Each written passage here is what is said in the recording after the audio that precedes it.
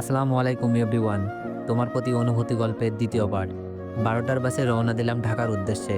কিন্তু কোথায় গিয়ে উঠব, ঢাকায় গিয়ে কি করব, খুব চিন্তা হচ্ছিল। কারণ ঢাকা আমি ভালো করে চিনি না, আর কোনো আত্মীয় স্বজনও নেই যেখানে গিয়ে উঠব। ভাবির দেওয়ার টাকাগুলো গুনলাম, 5,000 টাকা আছে এখানে, আর আমার পকেটে 780 টাকা। ভাবি যদি টাকাগুলো না দিত তাহলে তো 2 দিন বেঁচে থাকাও কষ্টকর হয়ে যেত। এমন কোনো কাজও জানি না, সবেমাত্র কলেজে পা দিয়েছি।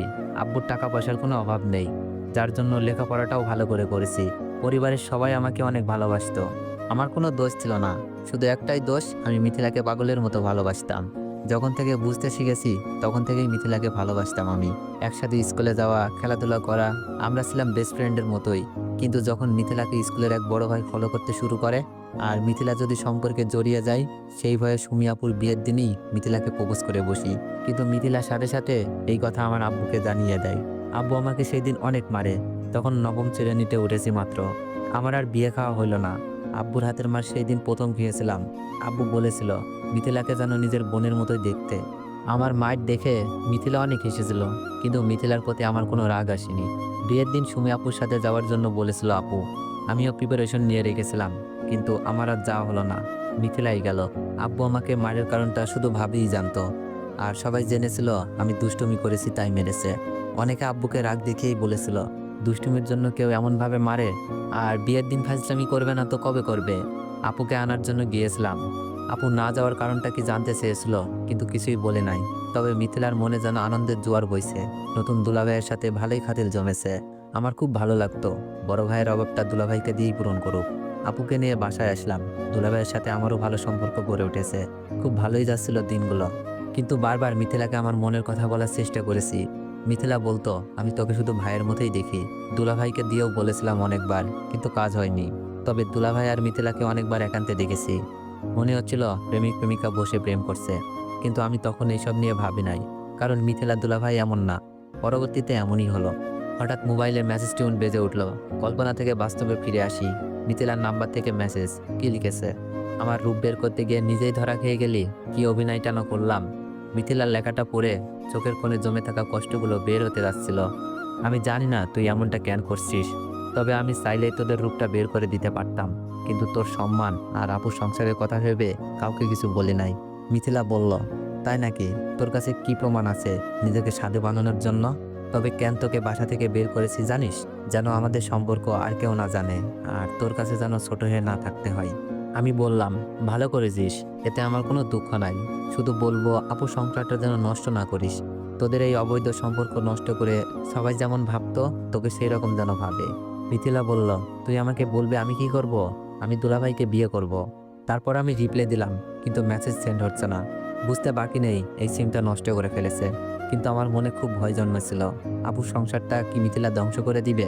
তাই আমি সাথে সাথে দুলাভাইকে ভিডিও পাঠিয়ে ছোট করে মেসেজ লিখে দিলাম। আমি চাইলে এই ভিডিওটা সবাইকে দেখাতে পারতাম, এতে করে আপনার সম্মান কোথায় যেত একবার ভেবে দেখেন। কিন্তু আমি তা করিনি। আমি না হয় এই অপবাদে ভালোভাবে বেঁচে থাকতে পারবো, কিন্তু মিথিলার আব্বু নাই। আমার আব্বু নিজের মেয়ের মতো করে আদর করে, সেই আদরটা থাকতো না। আর মিথিলার সম্মানটা কোথায় থাকতো? আর আপনার আপুর চোখে সারা জীবন ধর্ষক হয়ে বেঁচে থাকতেন। হতে পারতো আপনার সংসারটা ভেঙে গেছে, আর আমাদের বাড়িতে সেই সম্মানটা আছেই, সেই সম্মানটা ঘৃণায় পরিণত হতো। তাই আপনাদের একটা সুযোগ দিলাম, আপনাদের এই অবৈধ সম্পর্ক নষ্ট করুন। সম্মান আর আপুর ভালোবাসা নিয়ে বেঁচে থাকুন। মনে রাখবেন আপনার একটা ফুটফুটে বাচ্চাও আছে। আমি মেসেজটা দিয়ে বসে রইলাম। বাস একটা স্টেশনে এসে থামলো। বাস থেকে নেমে পেটে খুব ক্ষুধা লাগছিল, তাই হোটেলে গিয়ে খাবার খেয়ে নিলাম। রাস্তার পাশ ধরে হাঁটছি, কিন্তু এখন আমি কোথায় যাব, কি করব ভেবে পাচ্ছি না। আব্বু আম্মুর কথাগুলো কানে বাজছিল। তুই আমার ছেলে না, তোকে কোন পাবে পেটে ধরেছি। মাগো, তুমিও তোমার ছেলেকে চিনলা না? চোখ থেকে অনবরত পানি ঝরছিল। অন্য মনস্ক হয়ে রাস্তা দিয়ে হাঁটছিলাম। দুপুর গড়িয়ে বিকেল। হঠাৎই রাস্তার মাঝখানে একটা বাচ্চাকে দেখলাম, যে কোনো মুহূর্তে গাড়ির নিচে চাপা পড়তে পারে। আমি কোনো কিছু না ভেবেই ব্যস্ত রাস্তায় নেমে গিয়ে বাচ্চাটিকে কোলে নিয়ে রাস্তার পাশ দিয়ে যাই। কিন্তু শেষের দিকে একটা গাড়ি এসে আমার পায়ের উপর উঠিয়ে দেয়। আমি ব্যথায় কাতরাচ্ছি। বাচ্চাটির মা এসে আমাকে হাসপাতালে নিয়ে গেল, আর একদিক দিয়ে আমাকে ধন্যবাদ জানাচ্ছে, অন্য দিক দিয়ে নিজের বেখেয়ালির জন্য বাচ্চাকে বাঁচাতে গিয়ে আমার এমন অবস্থার জন্য নিজেকে দোষারোপ করছে। ডাক্তার এসে আমাকে কি যেন একটা ইঞ্জেকশন দিল। আস্তে আস্তে আমার চোখ দুটো বন্ধ হয়ে আসলো। চোখ খুলে দেখি পায়ে ড্রেসিং। বাচ্চাটিও বাচ্চাটির মা আরেকটা আমাদের বয়সী মেয়ে পাশে দাঁড়িয়ে আছে। ডাক্তার এসে বললেন, পাটা খুব ভালোভাবে ভেঙেছে। আমি ওষুধ লিখে দিচ্ছি, নিয়মিত খাবেন। আর রোগীকে 1 মাস রেস্ট দিতে হবে। খেলাধুলা কোনো কাজ করতে পারবে না। 15 দিন পর আমাকে দেখিয়ে যাবেন। ডাক্তার প্রেসক্রিপশন ধরিয়ে দিলেন। বাচ্চার মা বললেন, আমার জন্য আজ তোমার এত বড় ক্ষতি হলো।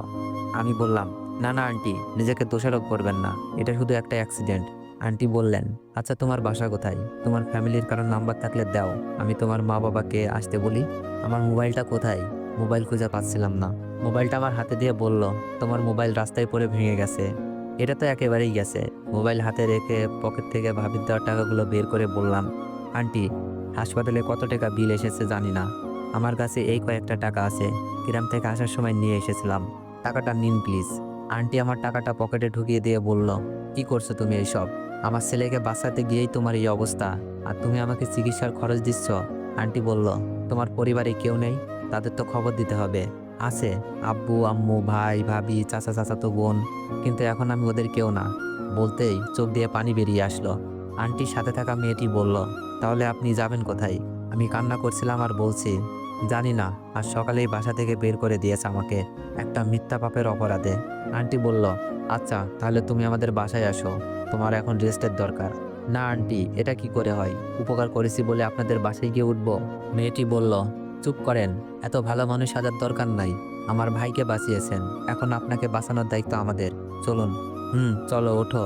আন্টি আমার 1 হাত ধরে তুললেন। আন্টি আমার কাপড়ের ব্যাগটা কই? আন্টি বললেন, আমরা তো তোমার ব্যাগ দেখি নাই, মনে হয় কেউ নিয়ে গেছে। আন্টি 1 হাত ধরে আর মেয়েটি আর 1 হাত ধরে হাঁটার জন্য বলল, কিন্তু আমি পা ফেলতে পারছি না, খুব কষ্ট হচ্ছে। প্রথম পা ফেলেই চিৎকার দিয়ে উঠলাম। আন্টি বলল, আস্তে আস্তে পা ফেলো। তো এভরিওয়ান, নেক্সট চাইলে একটু বেশি বেশি কমেন্ট করুন আর একটু বেশি বেশি কমেন্ট করে দিন। ধন্যবাদ।